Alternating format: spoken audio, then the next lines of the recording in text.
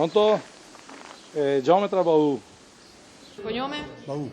Benvenuti nel paese dei Baù, Stoccareddo di Gallio. Una piazza, un bar, 2 negozi. Un villaggio di 500 persone sull'altopiano di Asiago. 480 portano lo stesso cognome, Baù, e lo stesso segreto. Come state? Tutti bene? Qui non si sta a dieta per niente, si mangia e si bebe di tutto. C'è formaggio sempre, quello non manca mai. Salame, soppresso di tutto. I tassi di glicemia sono fuori dai parametri, eppure i Baù non soffrono di diabete e nemmeno di ipertensione, come invece ci si aspetterebbe.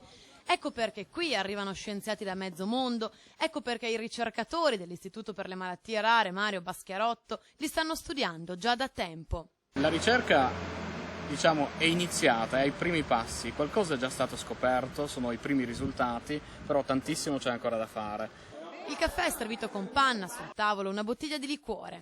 Abbiamo limoncello, abbiamo il vino, fragolino. Tempo che c'è stato. Questo è il libro dei Baù? Sì, questo è il libro di Baù. Il paese dei Baù, una grande famiglia e un piccolo villaggio, 600 anni di vita e di storia. Orgoglio Baù, questa comunità che ha ormai 800 anni, lineamenti poco mediterranei, più nordici, capelli rossi e occhi chiari, rappresenta qualcosa di straordinario.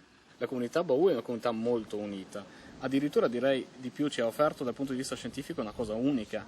Le persone che si sono spostate ad esempio da Stoccareddo continuano a vivere in piccole comunità isolate in altri distretti. In Brasile? Ci sono 400 abitanti, tutti Baù. La birra è servita, la millefoglie pure, il gene, se esiste, ancora no. Non credo che esista proprio un gene, però sicuramente i Baù come una popolazione ci offriranno dei spunti per capire meglio tante cose. E loro, i Baù, ne vanno fieri. Tutte Baù! Tutte Baù! Baù, un cognome come una sigla, come una combinazione molecolare, forse, e se un giorno ci sarà una dieta Baù, beh, pare proprio faccia bene anche all'umore.